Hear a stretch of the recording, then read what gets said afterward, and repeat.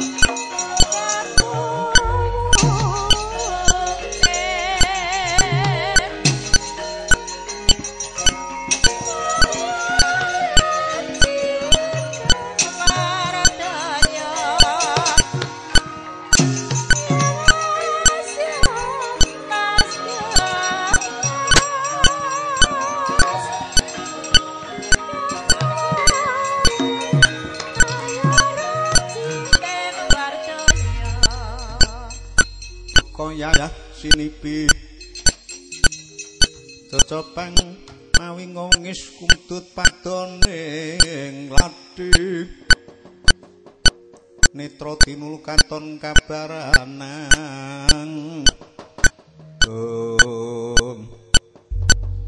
Herbanduga lan kita ing ngaran Dewa Wicara iya para nyata Bathara Guru iya aku adine Kakang Herbanduga aku Dewa Wicara kita pancen mbuya kena ulun iman kabukti kita mbuya gelem lunga saka kayangan Suraya apa sing ketok ana tangan ulun kowe nyekel gegaman para guru iki cis Jaludara ing sumedya mlebur jagat kita sekara yen perlu bongkok gaman Suraya aku ora bakal mingkuh ngadepake gegaman sairing gaman apa wae saka Suraya ayo tamakno aku sekara aku bakal loncat saka kayangan kacarita Sang Hyang Permesti Bathara Guru ngasta cis Jaludara sedya katamaken dhateng Herbanduga tuwin Sang Dewa Wicara prandine kekalih datan tumama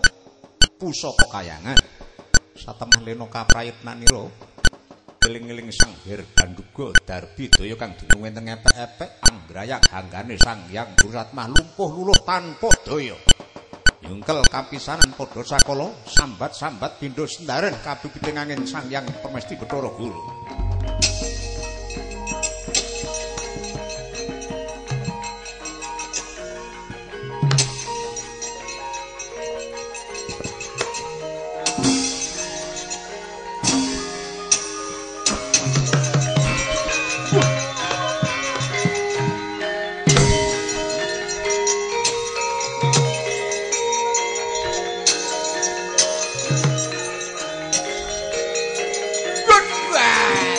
ora tenan. Aduh.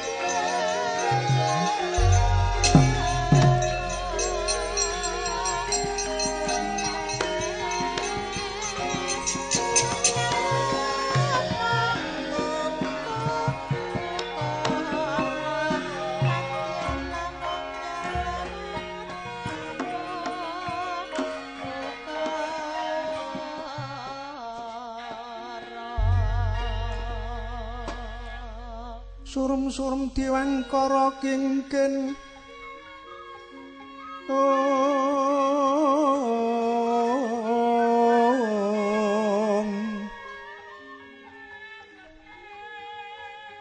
lir manguswa kang layon sirna denya ilang memanis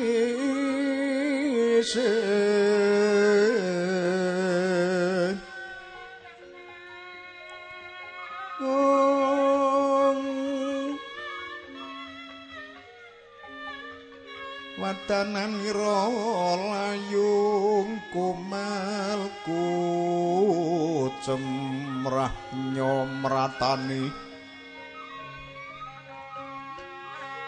ranyomratani mring sariranipun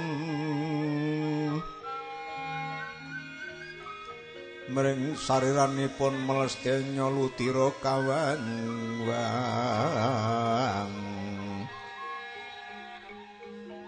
ngegono bangsu mirat ngegono bangsu mirat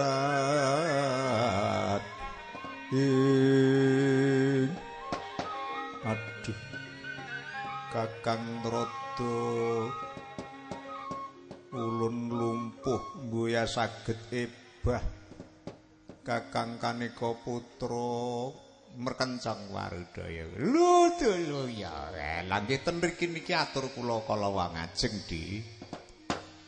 Geng Raka wangajeng matur. Yen panjenenganipun Adi Guru sedya nyirnakaken Werkudara Antasena wisanggeni Janaka ing Raka sagedipun namung matur syukur bejo sewu. Nanging sedyanipun Adi Guru menika mboten saged kasembatan nanging Adi Guru malah keweleh kewirangan ingkang Raka ugi namung nderek saged matur syukur namung sakmenika atur kula syukur kapok apa ora. Ingkang Raka matur kados pundi to, Di? Sampun wungsul wangsul. Nggih Kakang. Aduh dos pundi Rama Pukulun? Oh wilaeng. Aku ampuh temen ming wong nyenil. Prayoginipun Adi Guru klaturi matur ngrepa. Nyuwun pangapunten mugi saged dipun usadani. Herbanduga ulun ngakoni luput ulun tambanono. Bathara Guru apa tak tambani ning ana sranane sepisan Bathara Guru kudu ngakoni menawa tumindak muskawit kuwi luput ya ulun wis ngakoni. Sing kaping pindho nek njaluk waras tak waraske ning Bathara Guru kudu lila ora duwe pangwasa lereh keprabon dadi titah lumrah mengko sing nyekel pangwasa aku. Dos pundi Kakang Rada kantun milih setruk milih lempoh ungkep-ungkep saklaminipun apa milih waras. Ning nek waras ora dadi ratu teng kayangan. Kula aturi milih pundi ngenten mawon. Ya wis ulun trima ora dadi ratu, ulun trima tak ndrongkol wae dadi titah lumrah. Wis kowe wis pasrah ke prabon. Ora nyekel panguwasa ora dadi ratu nang kayangan, ya ulun mung kari manut. Tak waraske.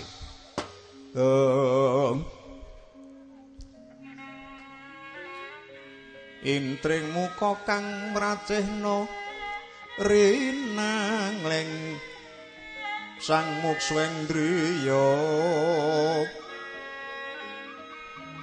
anglir patra kang kumleyang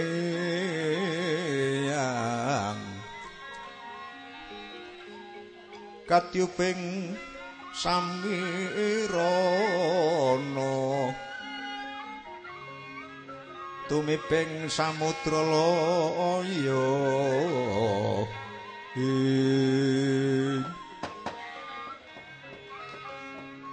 wis waras Bathara Guru. Iya wis Hirbanduga. Lah nek kowe saiki pasrah kelungguhan, pasrah ke prabon, sing nyekel panguwasa aku, ning sing tak kon dadi ratu adikku Dewa Wicara, jejuluk Prabu Dewa Wicara. Iya. Aku gelem, Kakang, aku gelem dadi ratu. Ning aku njaluk sing kudu dadi patih ya Kakang Patih Hirbanduga. Yen patihe Bathara Narada aku mengo. Awit Bathara Narada kuwi sik gampang elu. Gampang kena pambujuk, kena pengaruhi Bathara Guru lan liya-liyane. Ora tenan imbase ra ya dadi aku barang katut. Lho telo ya walah ora karo-karoan. Yen Bathara Guru saiki wis masrahke keprabon marang aku ora niat nglenggahi dampar Marju Kundamanik utawa dampar Cendani. Jalaran aku dadi ratu nang kayangan mesti ora suwe. Lan aku ngrumangsane aku ki ya mung titah lumrah. Sing jenenge titah Purana sing sampurna. Titah kuwi gampang kemendungan. Sing sampurna kuwi sing gawe urip, sing nyipta jagat sak isine. Iya Dewa Wicara. Lan aku ora nedya ngesur kelenggane Sang Hyang Guru. Mung aku kepengin nyontoni olehku nyekel peperintahane kemko conton. Sing bener tirunen, sing apik tirunen. Nek kira-kira luput mengko cacaten, nek kira-kira luput mengko aku elikno. Ning aku dadi ratu nang kayangan aku sedya nindakake peperintahan kanthi laku kang jujur.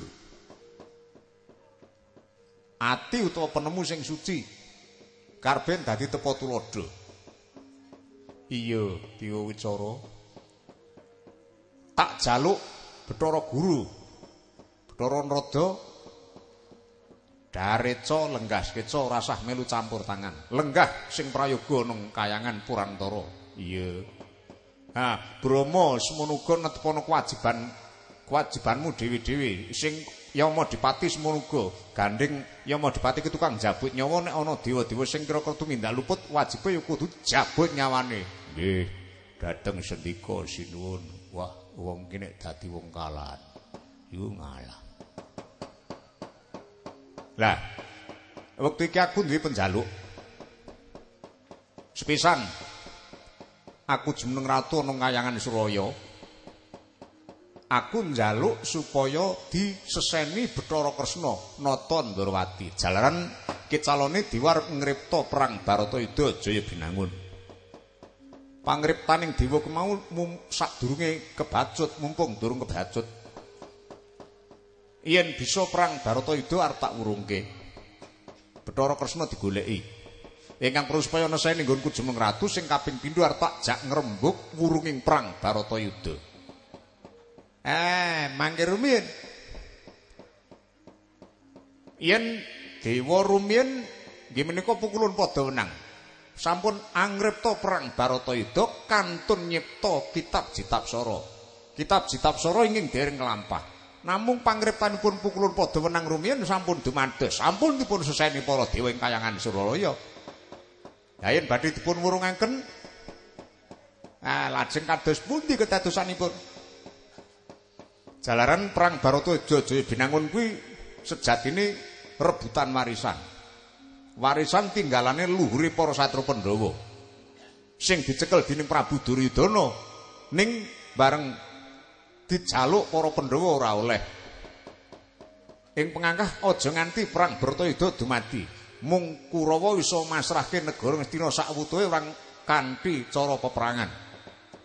Bathara Kresna sing atak ngrembug wurunge perang Baratayuda. Wah, yen ngaten kula mboten sarujuk, ya Madipati. Kula yen Sanghyang Radha ora sarujuk jabuten nyaman. Nggih pun cocok. Wah. Kene wis tata-tata arep jabut e. Sing kaping pindho Bathara Kresna digoleki supaya neseni nggonku jumeneng ratu ana kayangan. Upama Bathara Kresna bangga ora gelem kudu dirudha paripeksa. Lah mangke riyen nek Bathara Kresna niku mangke nek dirudha paripeksa nek nganti Bathara Kresna niku munggah teng kayangan. Tantrimaipun Bathara Kresna ngamuk teng kayangan. Ha Bathara Kresna niku bocah bodho kalani saged kelampah niku mangke malah ngamuk teng kayangan rusak. Ora janjane rada ki setuju apa ora to karo penemuku. Nek jane nggih kula niku mboten patos sarujuk kalih pemanggihipun Prabu Dewa Wicara. Ya Madipati cocok. Pun sampeyan niku mang manut mawon wae. Kok ndak tak jabut nyawane. Ya wis cocok. Nggih pun kula cocok. Wah. Ya Madipati yuk bagusi. Kakang Bandhuga apa Yayi Prabu? Tak percaya, tak kandheni Brama ya Madipati. Medhun Praja Ndrawati, Kresna digoleki. Kawan munggah kayangan. Ya yen mengkono pun Kakang tak budal medhun Madya padha dina iki. Sing ati-ati, ayo Brama ya Madipati. Tutno lakuku, monggo kula dherekaken Raden Patih, monggo Gusti Patih.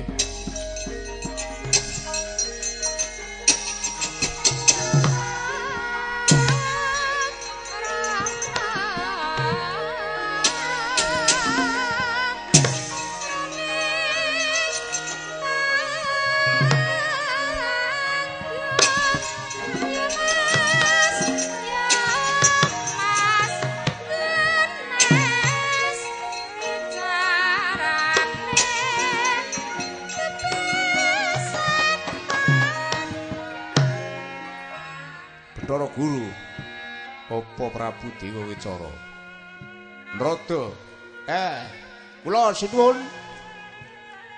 kowe kabeh ora perlu padha melu-melu tak jaluk Dareca Lenggaskeca ora melu campur tangan nggonku sedya nindakake pemerintahan kayangan Suraya.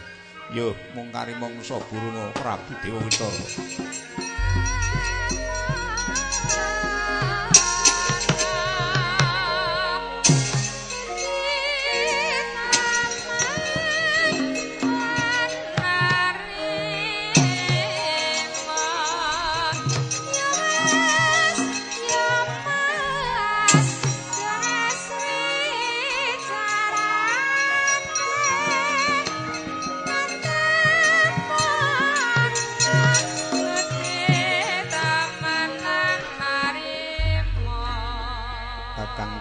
Menapi di menapa nggih badhe kelajeng kados mekaten lelampahan ing kayangan Suralaya Kakang.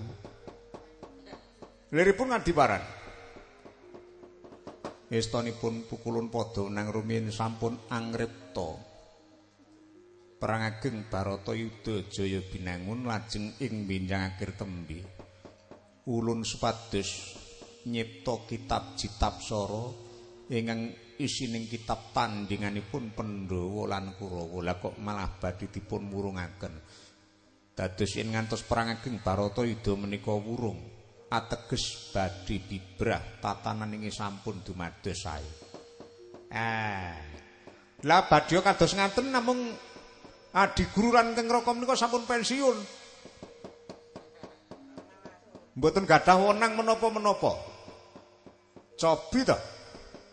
Lah gak ajeng kepripun? Kakang Rada menawi di sakmenika ngaten Kakang Rada ulun pitados mumpung Dewa Wicara mboten wonten Ir Banduga medhak dhateng Mercapada nggih Kakang Rada ulun pitados medal pungkuran medhak dhateng Mercapada madosi wayah ulun Janaka kersanipun supados Janaka nentremaken swasana ing kayangan Suraya ingkang kedatengan kraman menika Kakang Janaka meneh wah ora wurung niki mangkene Janaka timbali munggah teng kayangan iso nentremke kayangan ya Janaka kepethuk karo widodari. Engko nek Janaka ngibang widodari kok muring-muring meneh.